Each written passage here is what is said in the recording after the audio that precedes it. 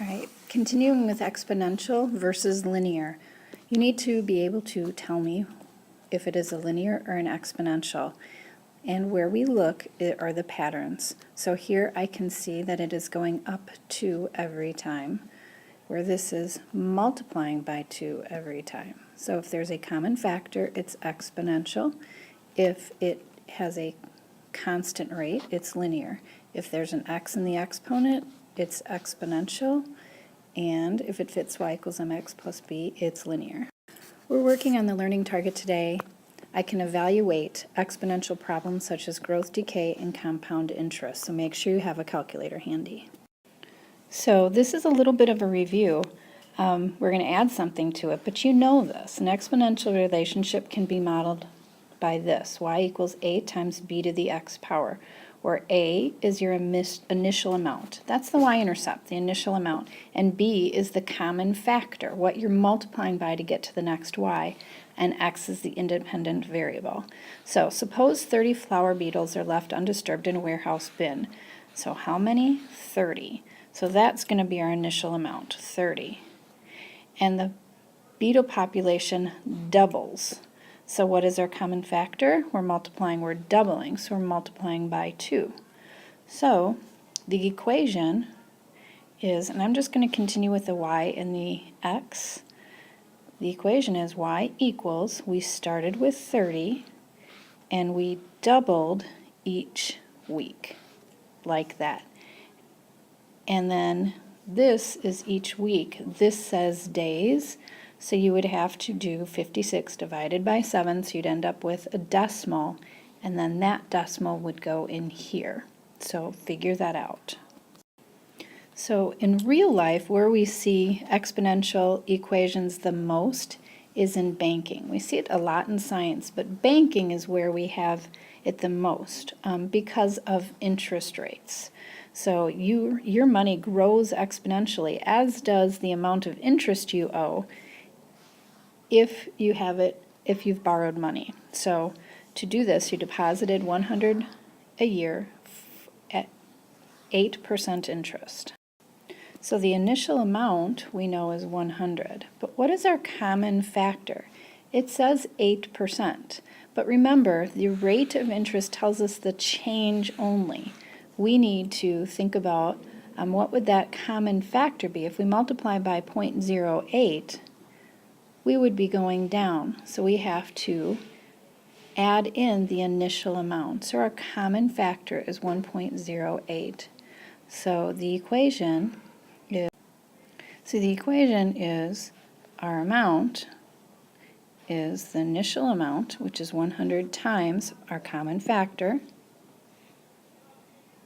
to the x power. Or we could use t for time.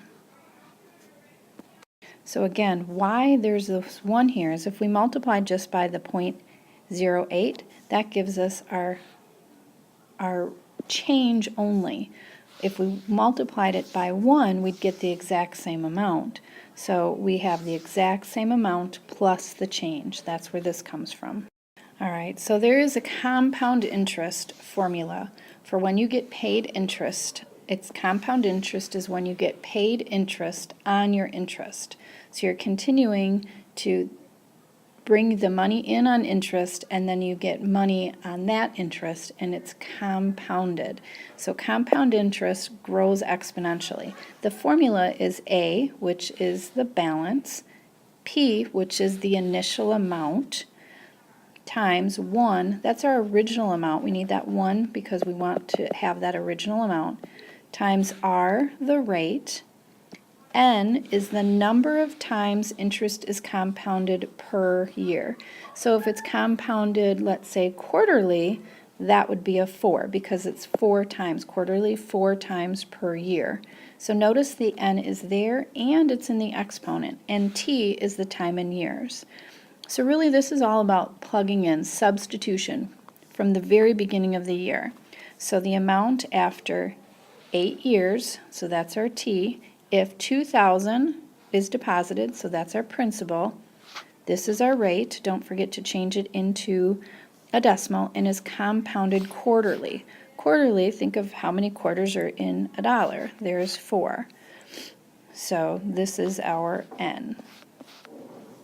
So to write the equation, you're just plugging in A equals, P was the 2,000, times 1 plus R was 4.5, so you have to move it over twice. So 0.045 divided by N, which is how many times it is compounded in a year, which is 4. And then our exponent is the N, which is 4, times T, the number of years, which is 8. So 4 times 8 is 32. Take a moment, pause, plug that into your calculator, and see what you get. When you're putting it into a calculator, you can put it in just like this, or you can simplify this first. You should get the same thing if you're following the correct procedures and using the parentheses. I got 2,860, and because we're talking money, I'm going to round to the nearest cent.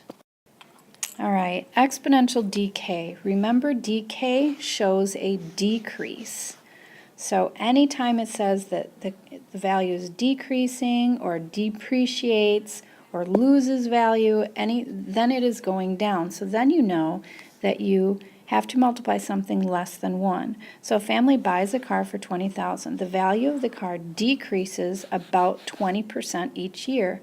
What is the value after 6 years? So remember, the rate just tells us the change only.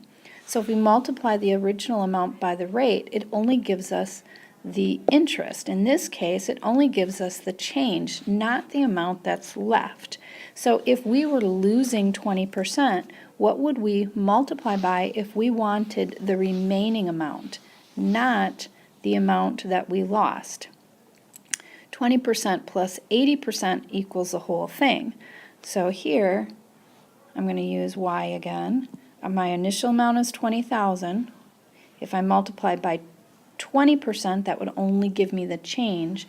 I want to know what's left. So it's 80% for every year. So an easy way to remember this is to look at the formula for exponential decay. Anytime something is decaying, you want what's left from the original. So we actually subtract the rate. So the original amount, rate, t, and time. So population begins at 100 and decreases about 15% each year. What is the population after 4 years? So y equals, I began with 100. It decreases about 15%, so we're going to subtract that 15% from 1 to get the 85%, and then the 4 years. Okay, so take a moment, plug that into the calculator, see what you got. I ended up with 52.2. And we're talking about a population. You can't have 0.2 of a population, but sometimes with science stuff, we do have decimals. So sometimes when we're talking population, so you can either put the 0.2, but probably I would leave it 52 in whatever I'm talking about. If I'm talking about people, then I would say 52 people, because we don't want 0.2 of a person.